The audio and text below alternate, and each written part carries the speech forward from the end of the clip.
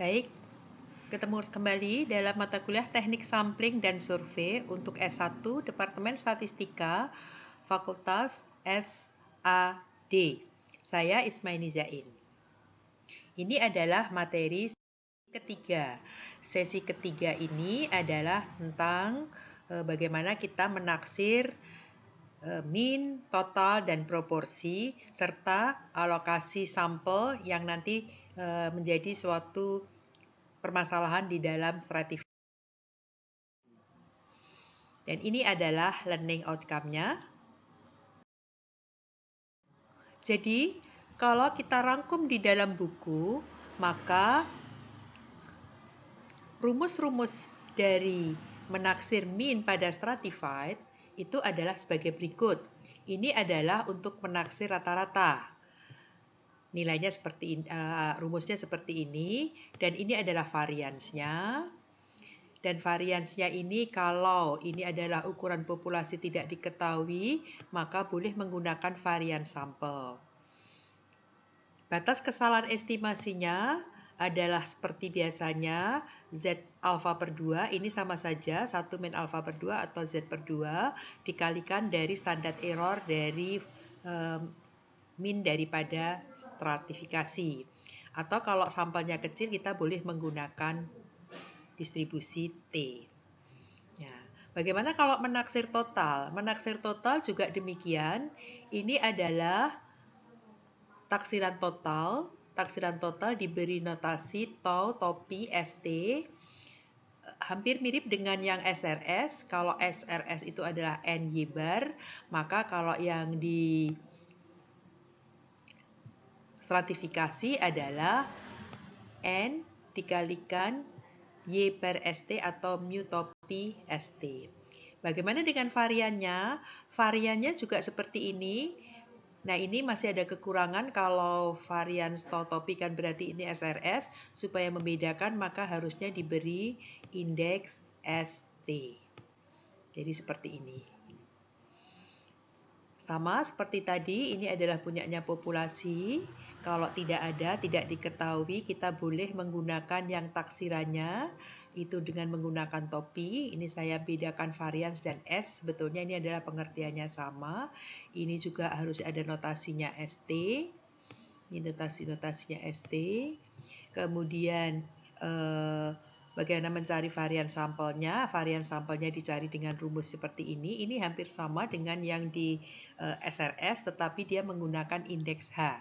Ingat, jadi sebetulnya tidak banyak berubah. Kalau tidak ada H-nya di sini berarti ini adalah variansnya sampel SRS.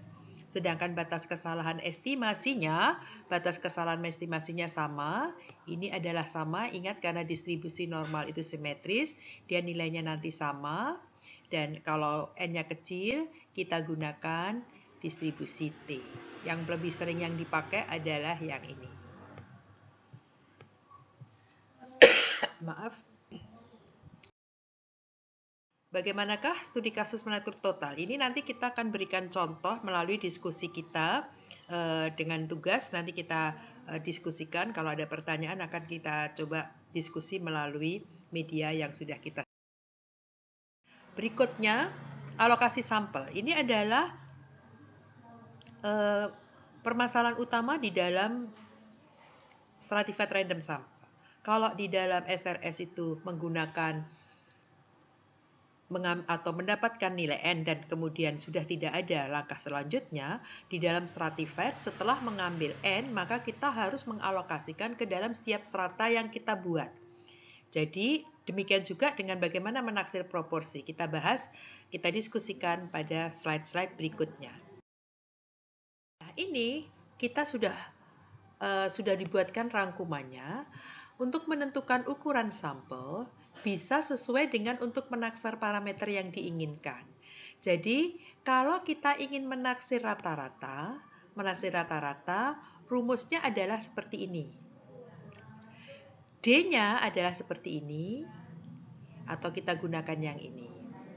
Tetapi apabila menaksir total, rumusnya sama seperti ini, tetapi D-nya berbeda. Ya, berbedanya, jadi kalau kita lihat di sini ada unsur N, di sini tidak ada.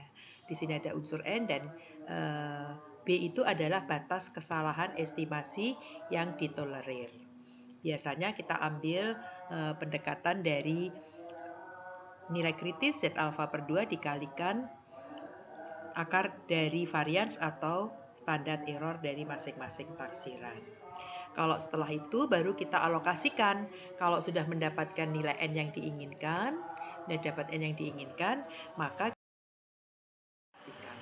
alokasi sampel kepada masing-masing strata ada 3 faktor yang mempengaruhi, yaitu total jumlah anggota populasi. Jadi kalau semakin besar, tentu saja alokasinya juga besar. Tetapi selain total juga dipengaruhi oleh yang namanya variabilitas. Variabilitas ini sebetulnya menandakan semakin homogen atau semakin heterogen. Kalau semakin homogen tentu saja variansnya ditunjukkan dengan angka yang lebih kecil, alokasinya juga kecil, sedangkan kalau semakin heterogen ditunjukkan dengan varian yang lebih besar, maka juga alokasinya menjadi besar. Dan yang terakhir tentang biaya. Biaya ini juga demikian, tiap stratum bisa memungkinkan harga atau biayanya itu berbeda-beda. Tetapi kebalikan dengan total atau jumlah ukuran subpopulasi dengan varians, maka kalau biayanya besar, seyogianya pengambilan sampel atau alokasi sampel di setiap stratum tersebut tidak banyak. Jadi akhirnya berbanding terbalik. Jadi 2 atau 3 faktor ini yang akan mempengaruhi alokasi sampel pada masing-masing stratum. 3 jenis alokasi ini sebetulnya kalau kita mempunyai semua unsur, yaitu 3 faktor tadi, ukuran populasi, varians, dan biaya, yaitu N, kemudian C, ini adalah varian, dan kemudian C, saya ulang ya, ini adalah N, ini adalah varians atau standar errornya, dan ini adalah biaya, maka namanya alokasi optimum.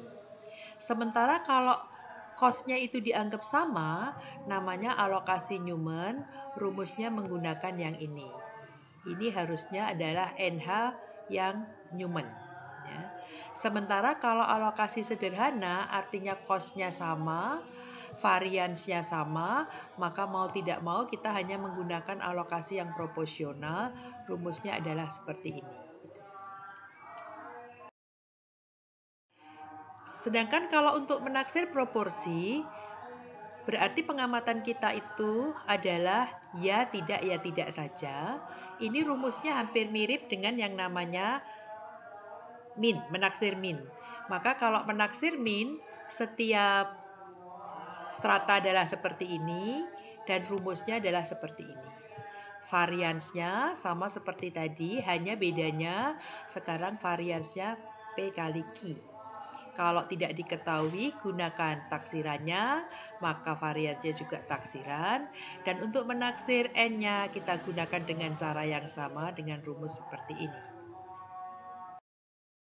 Kemudian dibagikan ke dalam alokasi sampel. Kalau ada unsur biayanya kita gunakan yang ini. Sedangkan kalau cost-nya dianggap sama dan ada variannya kita rumusnya yang ini. Sedangkan kalau cost-nya dianggap sama, variannya dianggap sama, maka alokasinya proporsional. Nah, ini adalah 3 jenis. Mari kita latihan soal, perhatikan, nanti boleh tanya jawab. Kita tunggu, terima kasih.